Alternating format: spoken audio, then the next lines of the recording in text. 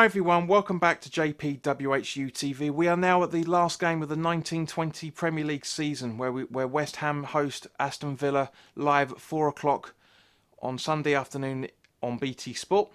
As always, this video is sponsored by the channel sponsor 3retro.com. Please click the link in the description below that will take you directly through to the West Ham section of their website, where you can purchase retro kits from the 60s all the way through to the early 2000s, including the 1976 home shirt that inspired this season's home kit, the 1980 FA Cup final Trevor Brooking shirt that inspired this season's away kit. There's also the Boys of 86 home and away shirts in there as well. The home centenary shirt is there, and also the Paolo Di Canio 1990-2000 home and away strips as well. Loads of other retro gear in there as well, guys, along with Admiral and Umbro West Ham colour inspired track jackets, polo shirts, sweatshirts and t-shirts, so go check those out.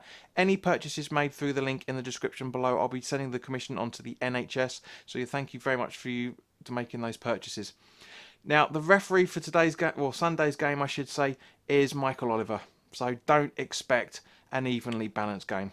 It's just not going to happen. He's not done too badly with some of the other games I've watched him referee, but because it's us and he seems to have some form of his own personal agenda, then yeah, it's not good. It's not going to be a good thing. Now, last time out, Aston Villa beat Arsenal 1-0 thanks to a very, very good goal from Trezeguet from a corner in the first half. Beautifully taken strike. Arsenal were terrible in that game, I'm not going to lie, but Aston Villa are a very, very strong team. They have fight, they have determination to try and keep themselves in the Premier League, and I can see Sunday being no different. It's going to be a very, very open game. We're obviously, of course, mathematically safe, which I'll come on to in a moment. We're properly safe now.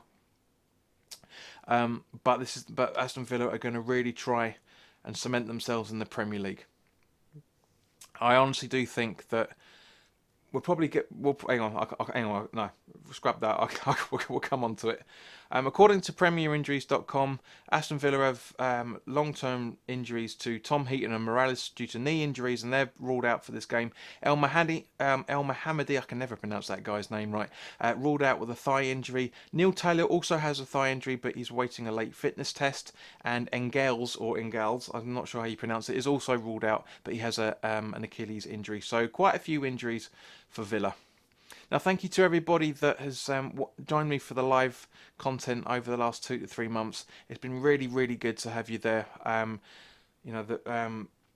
Just keeping everybody sane, each other sane. You know, we've been able to interact with each other. The live watch along for the Man United game wasn't as fluid as it normally is. But as Mark said, you know, we're all pretty drunk, and it's been great to have you guys along with us, you know, just for the daily live chats and also for the live watch along. Of course, there'll be a watch along for this game starting at 10 to 4 on Sunday afternoon, where we talk about the team sheets and what we can expect. But the content's not going to stop from there. On Wednesday evening at 8 o'clock, we're going to be doing a live post-season review. I've got a couple of guests coming on. One guest that's never been on the channel before, but I'll introduce that more as the time comes.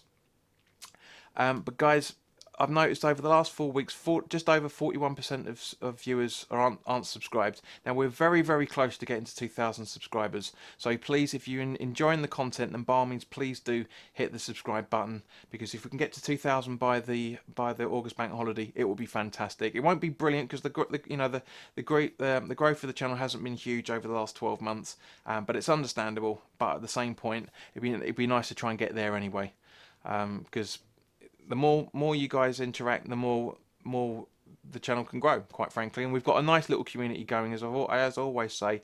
There's new people coming in all the time, which I absolutely love. And so let's keep it going. Let's keep it going. Now, turning to West Ham, on Wednesday afternoon, I should say, we drew with Man United 1-1. Not the best of games from either perspectives, but I thought out of the two we were the better side. Man United were terrible. They really, really were. Man United aren't the team that their supporters think they are. I mean, we're not the team that we think we are either, for that matter. But that was a shocking display. We've got 4 points off Man United this season, and we've taken all 6 from Chelsea. Things are changing, not for the good, not for the bad, but things are changing nonetheless. Now, as you know, as we talked about during the live stream, Creswell and Bowen both took knocks. So looks like they're going to be being assessed this week as it stands, and there's no real update on Snodgrass or Fredericks, so it doesn't look like we're going to see them at all for this Sunday. Fredericks I couldn't give a monkey's about, quite frankly, because Ben Johnson's been an absolute dynamite right back for us when he's been playing. Absolutely, and again has cemented himself for this fixture as well. But Snodgrass is a bit of a shame because I do actually quite rate the guy. I think he's a good player. Just be nice to try and get to try and have him back. But you never know. You never know. We might see something. The goals themselves. What the bloody hell was Pogba doing? Putting his hands up like that and then pretending he broke his nose. I mean, come on. What an idiot. And what makes it funnier as well, for that, there's watching the videos back earlier, that there was a video stream of Antonio taking the piss out of Pogba when he's not that far away from him. And what makes it even funnier is the fact that Antonio took it as well. Now, I know there's a lot of questions why Noble didn't take it. Mostly probably for those who've got Noble in their fantasy league teams. But as we know, Noble is the normal penalty taker. From my perspective, I think it's quite a good thing that Antonio took it. He's on 10 goals now. And also, De Gea wouldn't know where Antonio was going to take the penalty. That's why, because if it was Noble, Noble's penalties most of the time are down to the goalkeeper's right, which is the way that De Gea went, because he thought that was the same way that Antonio was going to take it. But at the same point, as I say, it's very noble from Noble, no pun intended.